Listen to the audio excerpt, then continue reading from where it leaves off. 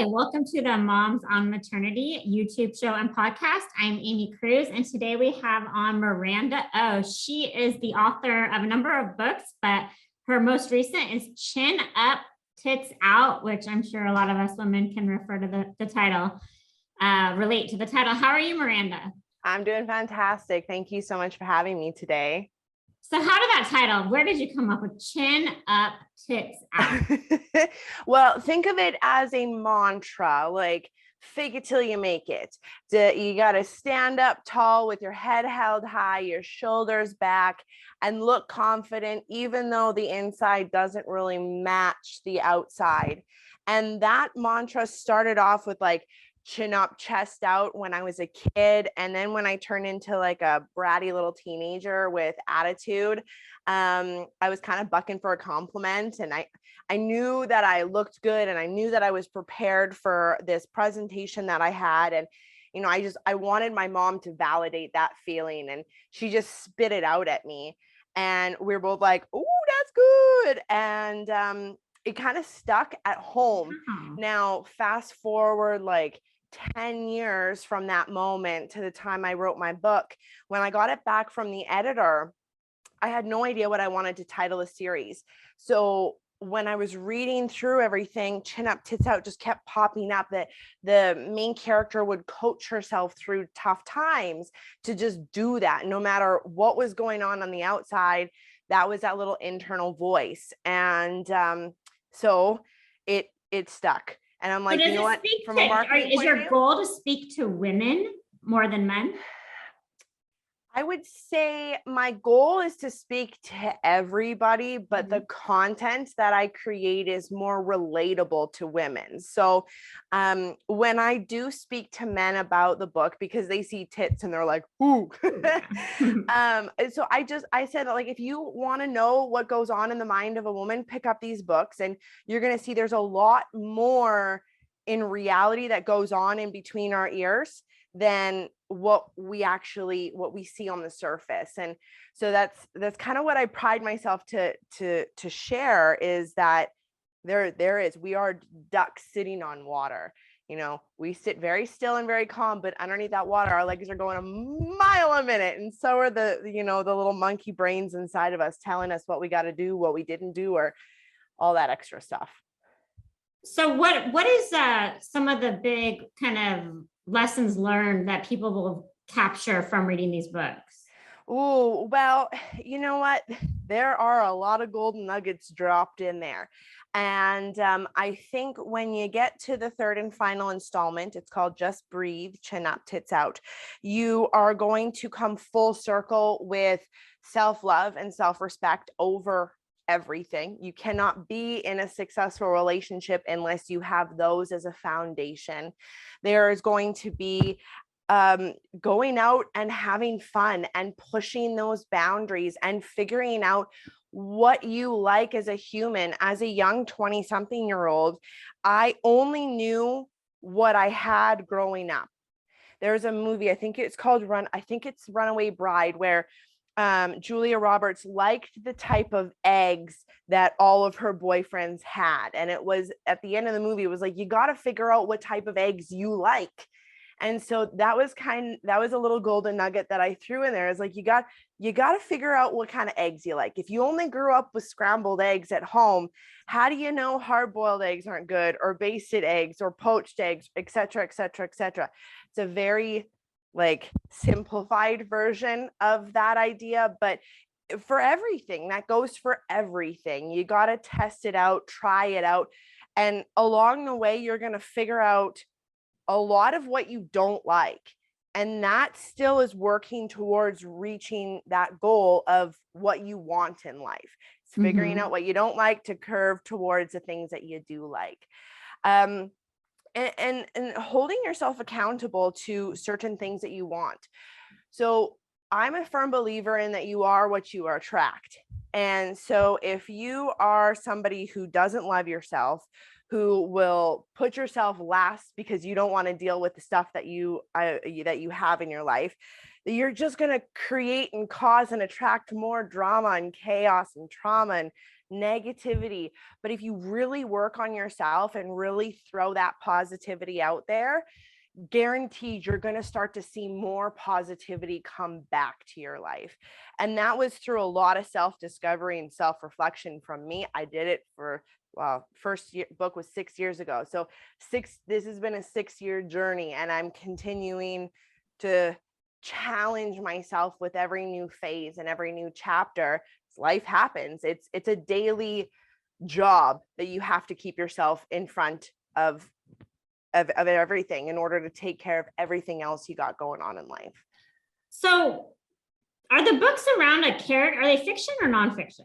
They are fiction, but they are based on things that I went through. So I went through a wild ride in my 20s.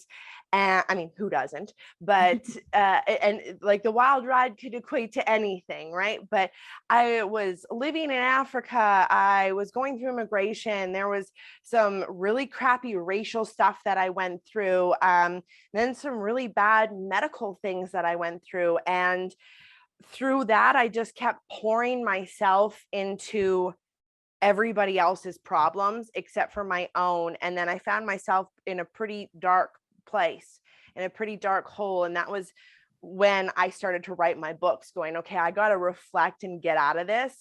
And I finally did, which was lovely. So it is a fictional book. It follows a young woman named Hadley. And hopefully you'll really enjoy that kind of that page turner, because you're going to be right there with her in her brain, seeing what she's seen, feeling what she's feeling, and going through what she's going through. And so you walk through the immigration, Africa, the health problems. You're in there with her, feeling all that. Yeah. Oh yeah. Oh yeah. And this was from your 20s, and this is your most recent book. So you're continuing to write, and is it continuing to be about your life? I want to say yes, but slightly no, which doesn't make any sense. So my next series of books is called Love My Lady Bits. So really sticking with you with that like punch of a title. And I was actually diagnosed with a couple of conditions called endometriosis and adenomyosis. And actually March is Endometriosis Awareness Month. So kind of wonderful that we get to talk about this. But when I was diagnosed with it, I felt very lost. Being told that you're going to be in pain for the rest of your life, that there's no cure, that it's going to get worse, and that most likely you're going to have infertility problems. I was crushed. So I set out to interview 100 women from around the world, and I did. I accomplished that. I think I got from a couple dozen different countries, and all different races and religions and ages of women, from like 18 to well over their 60s.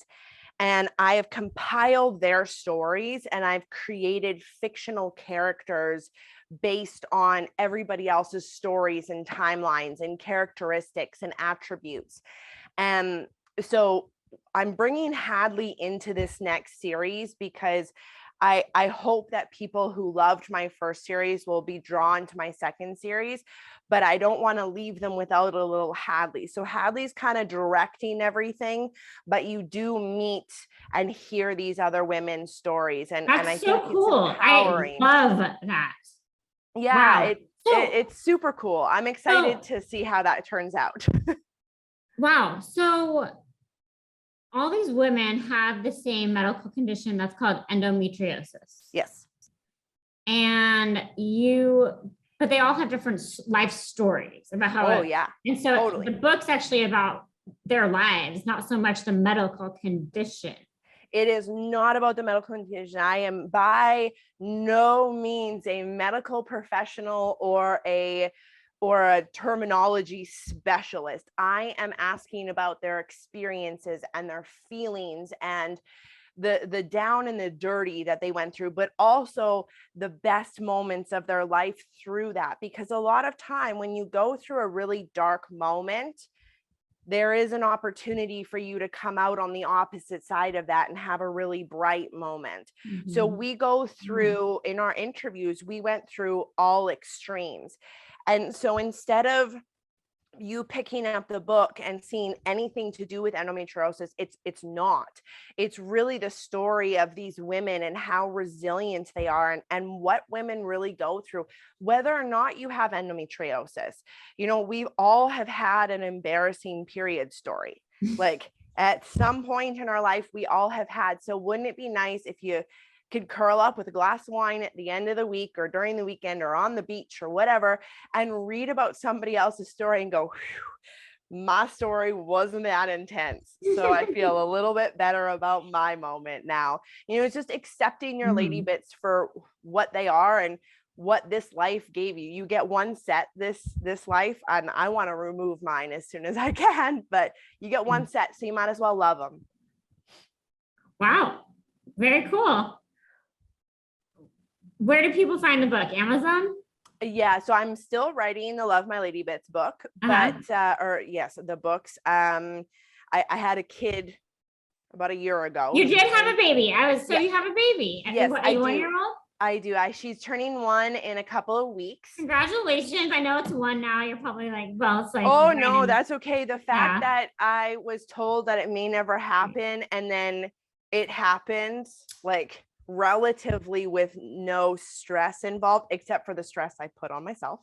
You know, it was a pretty healthy pregnancy, pretty happy delivery, and she's been, outside of some boogers and snot for the last year, she's been pretty healthy and happy. And so the last year I've been really focused on trying to figure out how to be a mom, but then maintain that self-preservation and maintain that self. And it is a challenge. And then also write my book. And I recently went back to my corporate job. So I'm working, and I'm also going to school, and I'm writing, and I'm a mom.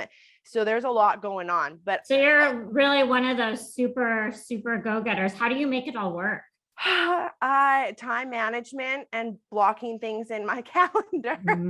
Like, okay, it's 3:30. I got something right now. And then if so it's very, there's a lot of blocks of time. Wow. I'm really impressed. That's amazing. What is your vision for yourself? Do you want to, where do you see yourself in 5 years, 10 years? You know what? I absolutely love my corporate job. It brings me a lot of passion. My teammates are fantastic. We have so much growth that we need to do in the next 5 years. So that's very much on my to-do list. During my mat leave, I was always kind of talking to my coworkers like, hey, do you need help? Like, I'm here. But then at the same time, I still want to continue to grow my books with business, my author business. And so the Love My Lady Bits will be 3 books. So my goal over the next 5 years is to at least get those 3 out. I did a cover redesign on the last Chin Up Tits Out book. So the second edition is coming out soon. So I'll be setting those books up as a box set. And then I'm also going to be working on turning my Chin Up Tits Out series into audiobooks as well. Because I think I have a lot of animation in my voice, and I have obviously a lot of passion for my stories. So I think if I were to do my Chin Up Tits Out in audiobooks, it would be an absolute riot. I think I would have as much fun doing it as people would receiving it and listening to it. So that's also on my to-do list. Well, I mean, yeah, that's definitely, you do have a great voice. If I feel like you are definitely going to make a name for yourself in the endometriosis community, if you haven't already. I mean, is that something that you see? You know, I have been asked to speak at a couple of events. I mean, they have been virtual since it's been COVID the last couple of years, and just speak to my experience and speak to why I'm choosing to write these books. And I would love to continue to grow my presence in the endometriosis world. There are some remarkable women around the world that have done so much for the community, that have put out petitions, that have raised awareness, way more effort and time and blood, sweat, and tears than I have put in. And I support those women through and through as much as I can. So I'm like, let me get my childbearing days Yeah. out of the way. Then I got to remove the parts because, you know, they're defective, not defective because they do what they need to do, but they're going to cause me problems long term. So I want to So remove them and then keep going. educate us a little bit for those of us that don't remember what. I know we've heard of it as all Yeah, women for sure. So basically, endometriosis is where, okay, let's go back to like high school biology. When you ovulate, your uterus creates a lining to protect that egg. If it doesn't get fertilized, that lining sheds out, hence the period on a monthly basis. Now, those blood cells that protect the egg, those are called endometrial cells. And those cells for endometriosis show up outside of the uterus at somewhere in the body, but we don't know why. So it can start within the reproductive organs, but then it can manifest and go anywhere. It can, and once it starts, it latches on. Let's say it will latch onto your pelvic wall. It'll grow with your hormones every single month, and it might spiderweb and attach different organs to one another. It'll cause lesions, internal bleeding. Ovarian cysts are very much a symptom of that. So it's painful. You get pain, you get swelling, you get bloating. Some people get nausea. Some people get food sensitivities.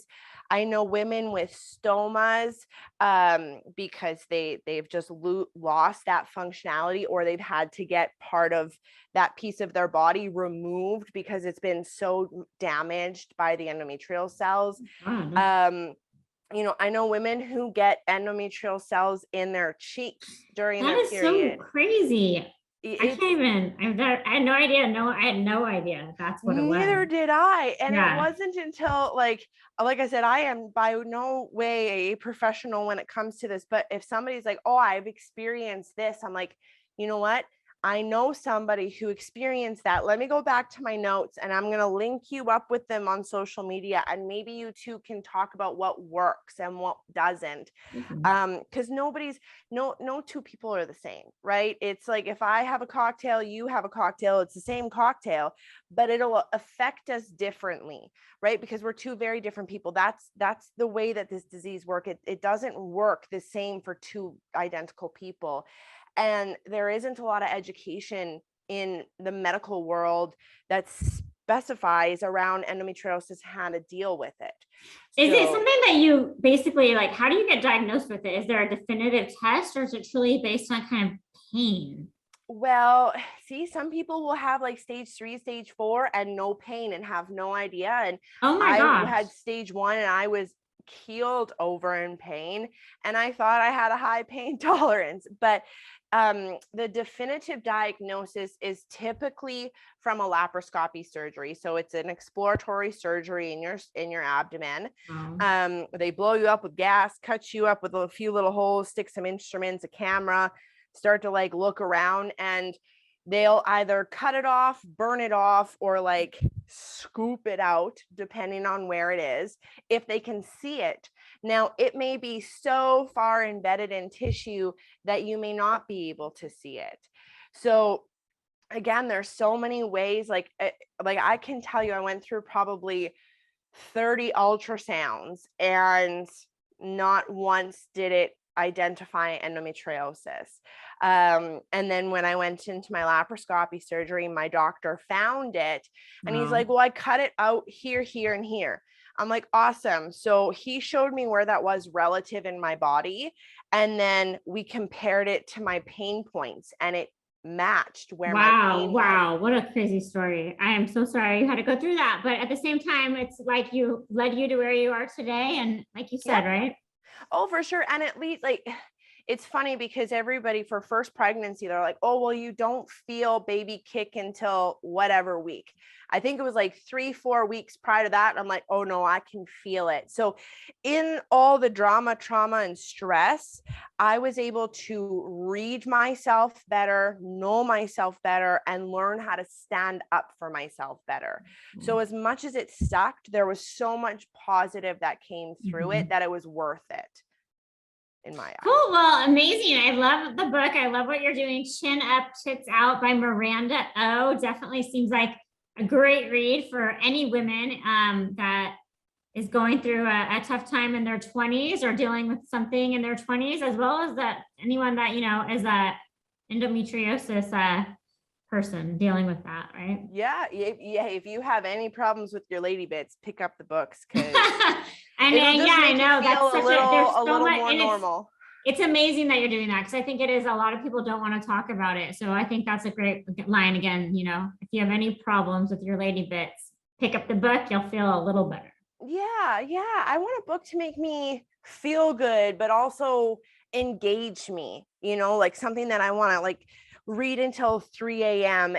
or until the bath water gets cold. And so I'm really hoping, like, again, it's not all sunshine and rainbows. You know, you're dealing with a lot of pain and hospitals and family drama and trauma. I mean, all of that is somehow connected to our lady bits. I mean, we have a womb of life, as some people would say, and a lot of spirit from women come from that place in our bodies. And so everything that happens to us in our life can affect it. And that's definitely something that I learned in my interviews. And so it was like, okay, you got to really protect that space in your life, medically or metaphorically and literally, in order to try to live a balanced and healthy life. Yeah. Good. Well said. Well, thank you so much, Miranda Oh. People can find you on your website. Yep. www.mirandao.com. Awesome. Thank you. Thank you. Bye.